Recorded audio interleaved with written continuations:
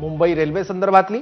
मध्य रेल्वेवर लोकल सेवेचा खोळंबा बघायला मिळतोय। कल्याण ठाकुर्ली दरम्यान पेंटाग्राफ तुटलाय, त्यामुळे मध्य रेल्वेची लोकल सेवा विस्कळीत झाली। आणखी माहिती घेऊया आपले प्रतिनिधी अक्षय भाटकर कडून। अक्षय, 29 मार्च रोजी देखील अशाच प्रकारे एक पेंटाग्राफ जो आहे तो अडकल्यामुळे लोकलचा खोळंबा झाला होता आणि आता पुन्हा एकदा त्याच ठिकाणी लोकलचा खोळंबा झालेला दिसून येतो।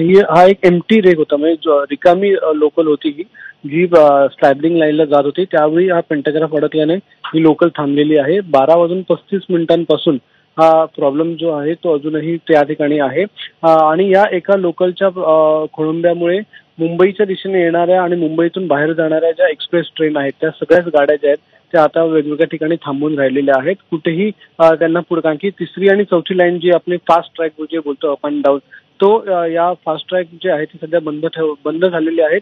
ही लोकल त्यामध्ये अडकलेली आहे। त्याच्यामुळे त्याचबरोबर कल्याणवरून सुटणाऱ्या ज्या लोकल आहेत त्या देखील अडकलेल्या आहेत। त्यामुळे लोकलच्या वाहतुकीवर थोडासा कमी परिणाम झाला, कारण की पीक अवर नाहीये, मात्र एक्सप्रेस ट्रेनच्या वाहतुकीवर खूप मोठा परिणाम हा झालेला आहे आणि सध्या ही जी अडकलेली लोकल आहे ती बाजूला करण्याचा प्रयत्न सुरू आहे। जो पेंटाग्राफ आहे तो ओव्हरहेड वायरमध्ये एंटेंगल झाल्यामध्ये अडकलेला आहे। त्याच्यामुळे ही लाईन पूर्ण बंद करून मग लोकल जी आहे ती पुढे काढावी लागणार आहे। त्यामुळे सध्या तरी याला आणखीन काही काळ लागेल, आणखी काही वेळ लागेल अशी शक्यता आहे। मात्र ही लोकल बाजूला करण्याचे प्रयत्न हे सध्या सुरू करण्यात आलेले आहेत। ठीक आहे, धन्यवाद अक्षय या माहितीबद्दल।